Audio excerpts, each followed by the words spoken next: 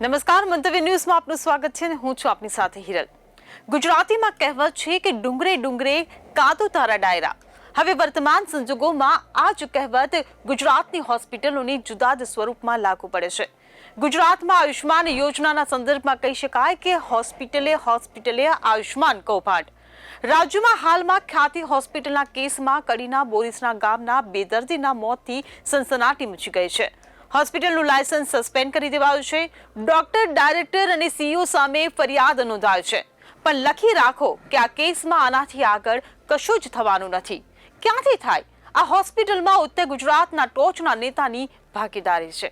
ગુજરાત આયુષ્માન યોજનાના કૌભાંડમાં ટોચ પર છે.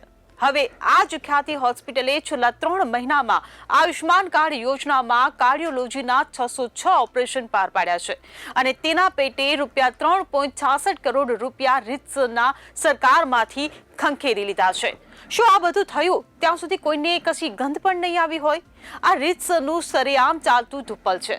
ખ્યાતિ હોસ્પિટલમાં પીએમજેવાય યોજના હેઠળ હૃદયની સારવારના નામે સરકારમાં ક્લેમ કરવામાં આવી રહ્યા છે અને આ ક્લેમ કરવામાં આવી રહ્યા હોવાની વાત હવે બહાર આવી છે.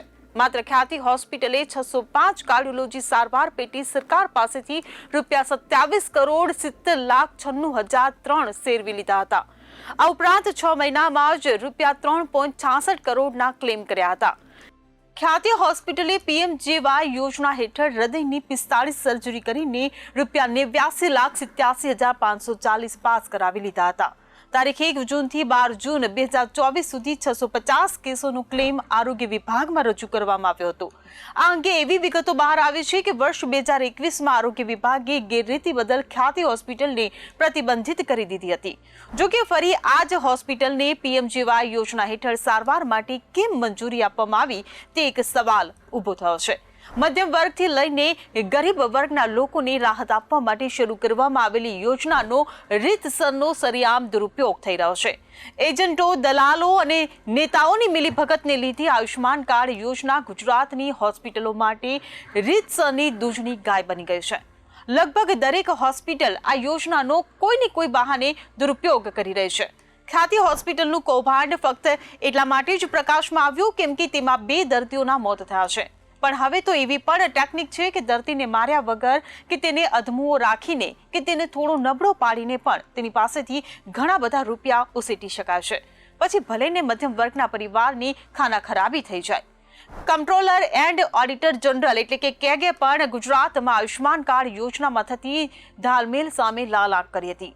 તેમણે પોતાના અહેવાલમાં પણ આયુષ્માન કાર્ડ યોજનાના કૌભાંડ સામે લાલબત્તી ધરી છે. વર્ષ 2023માં કેગ દ્વારા પીએમજેવાય યોજનાના ઓડિટ રિપોર્ટમાં ગુજરાતની હોસ્પિટલોમાં ચાલતી ગેરરીતિઓનો ખુલાસો થયો હતો. મહત્વની વાત તો એ છે કે વ્યાપકપણે ગેરરીતિઓ થઈ હોવા છતાંય રાજ્ય આરોગ્ય વિભાગે ધડો લીધો નહીં. કેગના રિપોર્ટમાં એવી ચોંકાવનારી વાત બહાર આવી છે કે હોસ્પિટલોમાં બેડની સંખ્યા કરતાં વધુ દર્દીઓએ સારવાર લીધી હતી. સારવારના નામે હોસ્પિટલ સંચાલકોએ સરકાર પાસેથી લાખો કરોડો શેરવી લીધા હતા. પીએમજેવાય યોજના હેઠળ મફત સારવાર કરવામાં આવે છે, જેના કારણે ગરીબ દર્દીઓ સારવાર અંગે કોઈ પૂછાછ કરતા નથી, જેનો હોસ્પિટલ સંચાલકો બેફામ દુરુપયોગ કરી રહ્યા છે. વર્ષ 2023માં કેગનો રિપોર્ટ જાહેર થયો, જેમાં સ્પષ્ટ ઉલ્લેખ કરવામાં આવ્યો છે કે જાન્યુઆરી 2021થી માર્ચ 2021 દરમિયાન ઓડિટર્સે ગુજરાતની અલગ અલગ 50 હોસ્પિટલની મુલાકાત લીધી હતી, જેમાં એવી ગેરરીતિ જોવા મળી કે હોસ્પિટલોએ બેડની ક્ષમતા કરતાં વધુ દર્દીઓની સારવાર કરી છે. આ 50 હોસ્પિટલમાં કુલ બેડની સંખ્યા 2552 છે, જેની સામે અલગ અલગ તારીખોમાં 5217 દર્દીઓએ સારવાર લીધી હતી. જેમ કે સુરેન્દ્રનગરની મેડિકો મલ્ટી સ્પેશિયાલિટી હોસ્પિટલમાં 8 માર્ચ 2021ના દિવસે 34 બેડની સામે 97 દર્દીઓ કાગળ પર સારવાર લઈ રહ્યા હતા. સારવારના નામે બધુંય કાગળ પર જ હતું. ગુજરાતમાં પીએમજેવાય યોજનાના એવા કેસ જોવા મળ્યા જેમાં એવી ગેરરીતિ સામે આવી કે દર્દી એક જ સમયે જુદી જુદી હોસ્પિટલમાં દાખલ હોય. ગુજરાતમાં 21,514 દર્દીઓએ એક જ સમયે અલગ અલગ હોસ્પિટલમાં સારવાર લઈ રહ્યા હતા. આ પરથી એક વાત સ્પષ્ટ થઈ કે સારવારના નામે બધું ધુપ્પલ ચાલી રહ્યું હતું. કેગના રિપોર્ટ પ્રમાણે નવેમ્બર 2022 સુધીની સ્થિતિ પ્રમાણે ગુજરાતમાં કુલ 3,507.72 કરોડની સહાય ચૂકવવામાં આવી છે, જેમાં 14,12,311 કેસનો સમાવેશ થાય છે. આમ ગેરરીતિ છતાંય મળતિયા હોસ્પિટલ સંચાલકોને રાજ્ય આરોગ્ય વિભાગે કરોડો રૂપિયા ચૂકવી દીધા હતા. જાણે પીએમજેવાય યોજના હોસ્પિટલ માટે જાણે એક કમાણીનું સાધન બની રહ્યું છે તે વાત હવે સાબિત થઈ રહી છે. હવે મહેસાણાનું જ ઉદાહરણ લઈ લો ને કે મહેસાણામાં હોસ્પિટલો આયુષ્માન કાર્ડના ઉપયોગથી કમાણી કરાતી હોવાની માહિતી આવી છે. મહેસાણામાં આયુષ્માન કાર્ડમાં સવા વર્ષમાં 122 કરોડનું ચૂકવણું કરવામાં આવ્યું છે. આ હોસ્પિટલો આયુષ્માન કાર્ડ ધારકોને નિશાન બનાવે છે.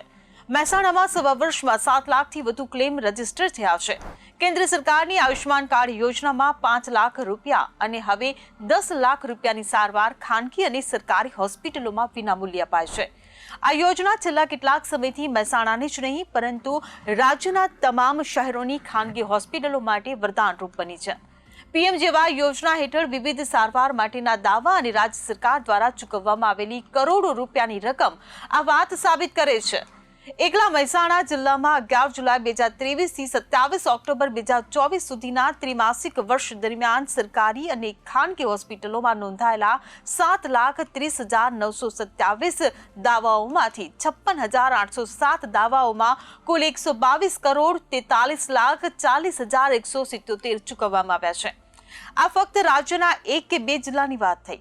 રાજ્યના આવી 33 જિલ્લાની હોસ્પિટલો આયુષ્માન કાર્ડ યોજનામાં એમ્પેનલ છે. હવે જો તમે આ કૌભાંડનો વ્યાપ જુઓ તો કેટલો જબરદસ્ત હશે. જો હજી પણ આકરા પગલાં લેવામાં નહીં આવે અને બોગસ રીતે લાભ લેતા રોકવામાં નહીં આવે તો ખ્યાતિ હોસ્પિટલ જેવા અનેક કાંડ જોવા મળશે. આના લીધે ઘણા લોકો મજાકમાં કહે છે કે આયુષ્માન કાર્ડ યોજના હોસ્પિટલો માટે રીતસરની આયુષ્માન ભાવના આશીર્વાદ સમાન સાબિત થઈ છે. તેઓ માટે એક રીતે તો આ યોજના જીવાદોરી સમાન હોવાની સાથે દૂધની ગાય સમાન સાબિત થાય છે. પણ લોભને થોભ નહીં તેમ આયુષ્માન યોજનામાંથી વધુ ને વધુ રકમ ઉસીટવાની લાયમાં હોસ્પિટલો હવે ખોટા ઓપરેશન કરવા માંડી છે. તેમાં ની રિપ્લેસમેન્ટનું ઓપરેશન તો જાણે રોજિંદી બાબત બની ગઈ છે. હવે કોઈ પણ દર્દી જો ઢીંચણના દુખાવાને લઈને હોસ્પિટલમાં ગયા તો સમજો કે તેની ની રિપ્લેસમેન્ટ માટે તૈયાર કરી દેવાશે. તેમાં પણ 60 થી વધુ વયના દર્દીઓનું ની રિપ્લેસમેન્ટ કરાવી જ દેવાય છે. હવે ઉંમર વધવાની સાથે ગોઠણનો દુખાવો સામાન્ય છે, પણ બધા કિસ્સામાં કંઈ તેની જરૂર નથી હોતી. પણ રાજ્યમાં કોઈ પણ ઓર્થોપેડિક હોસ્પિટલ બાકી રહી નહીં હોય કે જેણે આયુષ્માન યોજના હેઠળ ની રિપ્લેસમેન્ટનું ઓપરેશન કર્યું ન હોય.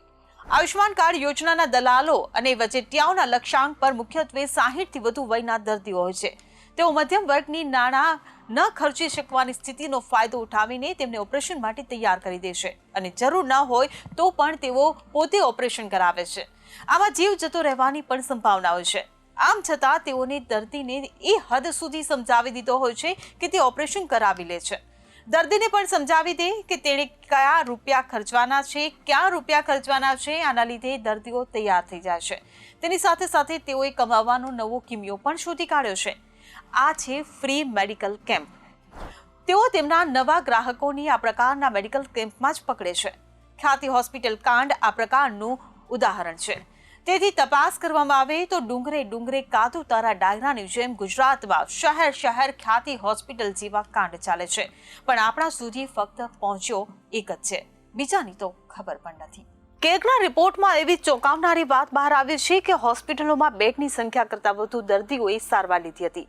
સારવારના નામે હોસ્પિટલ સંચાલકોએ સરકાર પાસેથી લાખો કરોડો સેરવી લીધા હતા. તેમાં એવો ઘટસ્ફોટ થયો છે કે હોસ્પિટલોએ કેટલાક દર્દીના મોત પછી મૃતદેહની સારવાર કરીને નાણાં ખંખેર્યા છે. 13,860 માનવ શરીરને એક જ સમયે 2 હોસ્પિટલમાં સર્જરી કરાવવાનો કેગે દાવો કર્યો છે. આ પ્રકારની ગોલમાલમાં ગુજરાત સમગ્ર દેશમાં પહેલા નંબરે છે.